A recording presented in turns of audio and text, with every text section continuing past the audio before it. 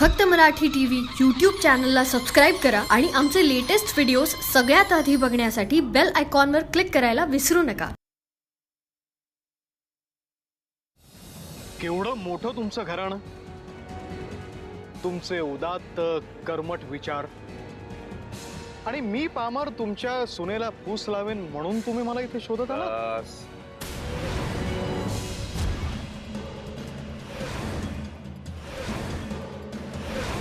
श्रेयसीला इच्छादानाला कोणी बसवलं हे आम्हाला माहित नाही असं समजू नकोस. पण आम्ही ते सोडून दिलं.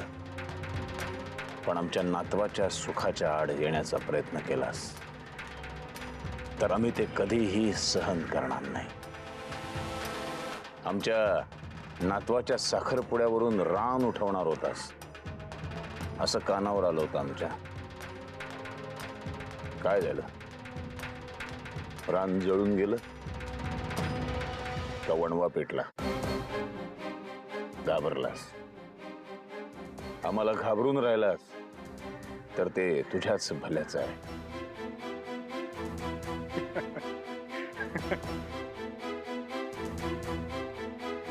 घाबरायचं त्यांनी ज्यांना आपलं नाव, मान मरातब, धर्म जाण्याची भीती असते. अहो, आमच्याकडे गमावण्यासाठी काय आहे की आम्ही घाबरायचं अण्णासाहेब? पण मी गप्प बसलो त्यामागे सुद्धा एक कारण आहे. ते समजण्याची तुमची योग्यता नाही म्हणून तुम्ही बचावलात. तुमच्या विरुद्ध रान पेटवण्यासाठी मला तुमच्या सुनेला फूस लावण्याची गरज नाही अण्णासाहेब. तुमची करणीच आमच्या पथ्यावर पडणार आहे. तेव्हा मात्र मला कोणतंही कारण थांबवू शकणार नाही, एवढं मात्र लक्षात ठेवा.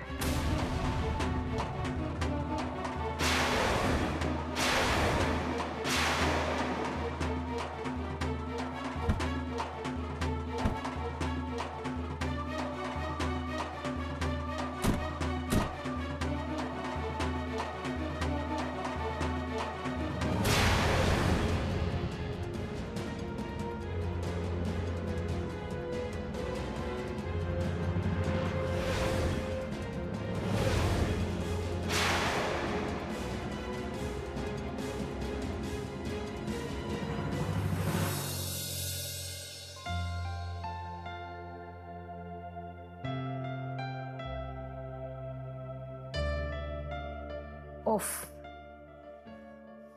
Home sweet home. पाय आखडले ना? हो ना.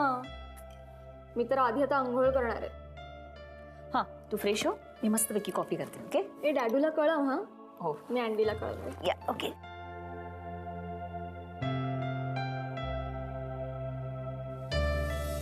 हॅलो. अगं किती वेळ, मी कधीपासून वाट बघतोय. का रे? का रे म्हणजे काय? अगं तुझी आठवण येते. अगं किती बोर होतंय मला. असं वाटतंय तुला भेटून कितीतरी वर्ष झाली. मलाही तसंच वाटतंय. कधी आत्ताच पोचलीस? जस्ट आत्ता पोचलो. ओके. कसा झाला प्रवास? काही प्रॉब्लेम नाही ना? अँडी, तुझ्याशी काहीतरी बोलायचंय रे मला. ऍक्च्युली ना. काय सांग ना. श्रेयू. अँडी, मला मम्मा बोलवते. एक काम करू आपण नंतर बोलत. मी नंतर फोन करते. अगं असं काय, कशाबद्दल हे तरी सांग. सांगते रे. फ्रेश होऊन तुला परत फोन करते मी. पण फोन रेंजमध्ये ठेव. अगं हो, पण तू मला काहीतरी तरी सांगशील का नाही? काही प्रॉब्लेम नाहीये ना? नाही रे, काही प्रॉब्लेम नाही झालाय. मी करते ना परत तुला फोन. तू अजिबात टेन्शन घेऊ नकोस. कोण बोलतंय बघा. Nothing serious. You just don't worry. Shreyasi. चल, मी परत फोन करते. Bye bye bye bye bye. अगं पण ही मुलगी पण ना वेडं करून सोडणार आहे मला.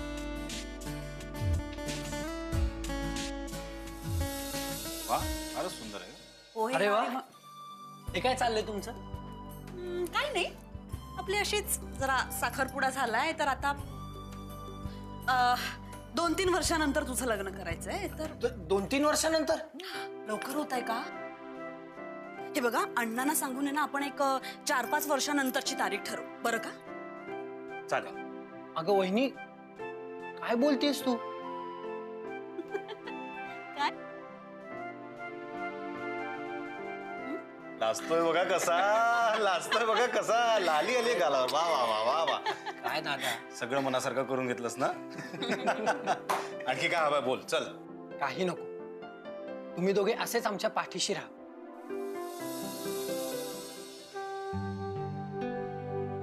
दुसरं काही नको आम्हाला. घ्या. ऐकलत का? आम्हाला. आता की नाही सगळं आम्हाला व्हायला लागले, बरं का? अगं काय वहिनी,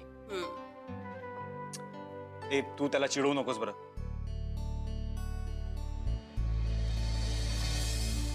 बरं तू कशासाठी आला होतास रे?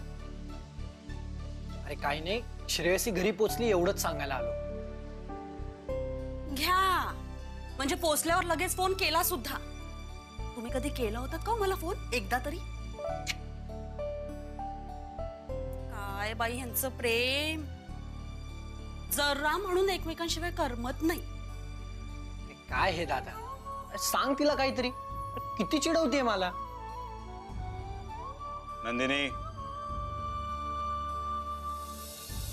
माफ करा, चुकले.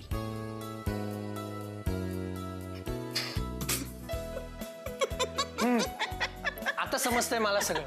माझंच चुकलं. मी कसा विसरलो, दोघेही एकमेकांना सामील आहात ना.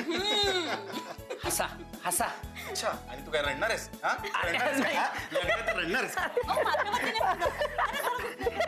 अरे दादा थांब.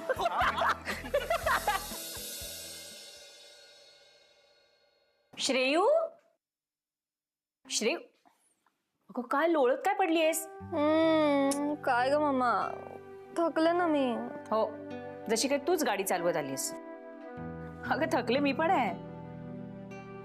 ये ना मग माझ्याबरोबर आराम कर तू पण. Shut up. श्रेयू, मला जाम टेन्शन आले ग. 5-6 दिवसांवर लग्न आलंय आणि कसं होणार आहे सगळं कोण जाणे. होईल ग मम्मा सगळं नीट. काय होईल सगळं नीट? तुझे ते अण्णा, त्यांची नजर म्हणजे शरीराचा आरपार छेदच घेते अगदी. आणि लग्नाच्या दिवशी अगदी हे आणलं नाही ते आणलं नाही हे तुम्हाला माहिती नाही का असं विचारायला लागले म्हणजे झालंच. I swear. हे पण चांगलेच ना ते. आमच्या लग्नाला तयार झाले. हो, तुझा डॅडू आणि ते समोरासमोर आले म्हणजे काय होणार आहे कोण जाणे. God knows. ए बाई, उठ उठ उठ. अगं उठ श्रेयू. अगं बॅगा भरायला हव्यात.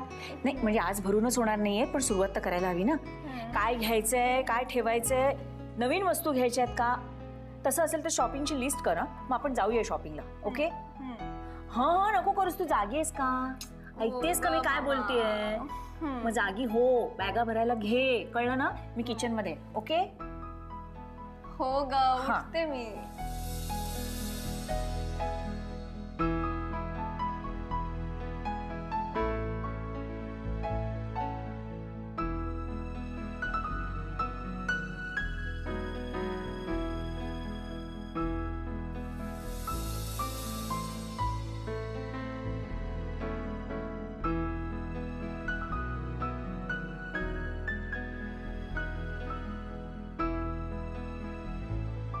फाईल.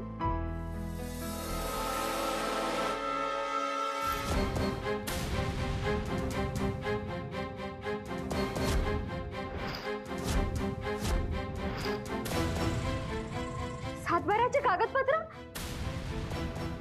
आजोबांच्या नावावर कोकणात घर आहे. आमचं घर आहे कोकणात.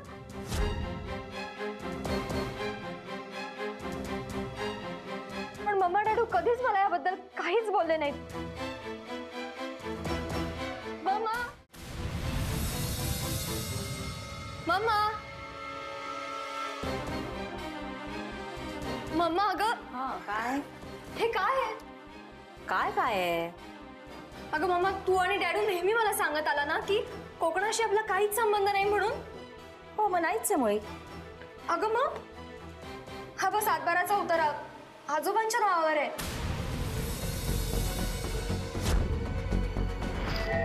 कोकणातल्या साकव गावचा. आपलं घर आहे का तिथे? आपलं घर? नाही, मला नाही माहिती. अगं कसं शक्य आहे मामा? तिथे आपली प्रॉपर्टी आहे, घर आहे आणि तुला काहीच माहिती नाही. तू लपवतेस माझ्यापासून काहीतरी.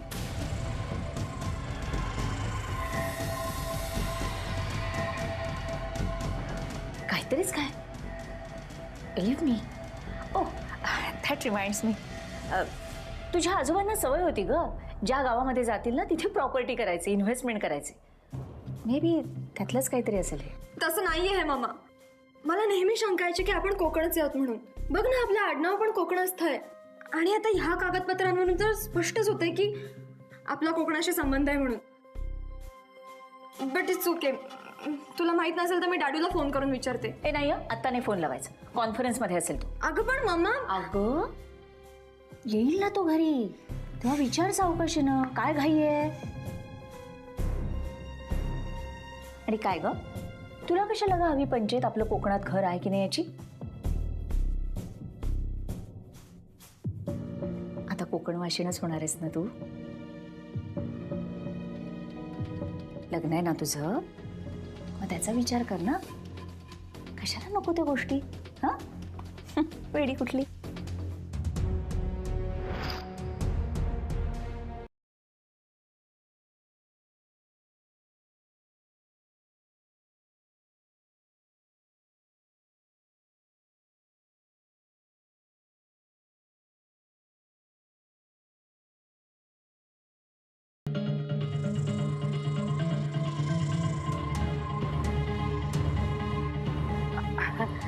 अगं नंदू, काय तू एकटीच करतेयस? मला नाही का बोलवायचं? अगं राहू देत गाई. अगं पाठ घे. नाही ग, असू दे, आम्हाला आपली सवय आहे. बघावं तेव्हा आपलं काम काम आणि काम. नाही, घरात एवढे नोकर चाकर असताना तुला सगळं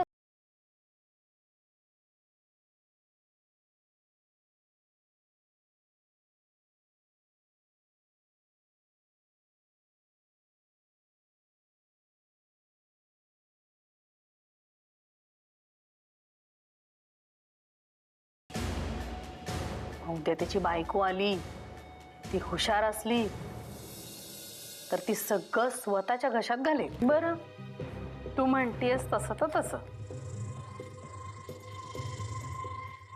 घरात कुठे दिसत नाहीये तुमचे अण्णासाहेब?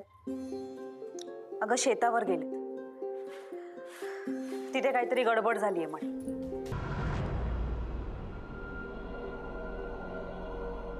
बघा अण्णासाहेब, कशी सोन्यासारखी जमीन काळी ठिक्कर पडली बघ.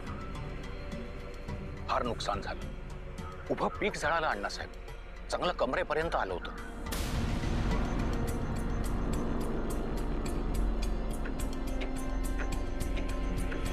आता जर मुळं करपली असतील ना, तर आणखी काही वर्ष तरी या जमिनीत बी रुजणार नाही अण्णासाहेब.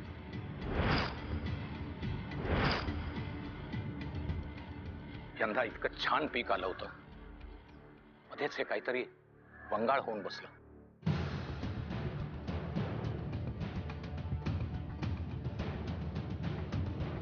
पण ही आग अशी लागलीच कशी? इतक्या वर्षांमध्ये असं कधीही घडलं नव्हतं. कशाचे संकेत आहेत हे? नियती काही सुचवत तर नसेल ना? नाही अण्णासाहेब, मला नाही वाटत असं काही असेल. मुनीम, ही शेतजमीन म्हणजे आमच्या आयुष्याचं प्रतीक आहे. तिला आग लागणं म्हणजे आमच्या आयुष्यामध्ये वणवा पेटल्याचे संकेत आहेत. अग्निदेवतेशी घनिष्ठता वाढलीये, तिच्याशी ऋणानुबंध जुळले त्या घराचे. ती जशी अन्न शिजवून आपलं उदरभरण करते, तसंच ती जाळून भस्म देखील करते. आता तिचा वापर कसा करायचा ते आपल्यावर अवलंबून आहे.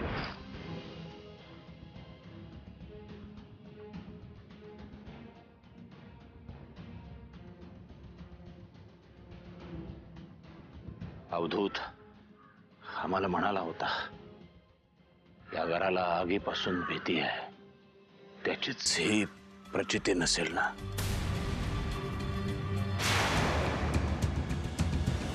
अण्णासाहेब, तुम्ही नका काळजी करू. कधी कधी लागतो वणवा. ही सुरुवात जरी फार भयानक नसली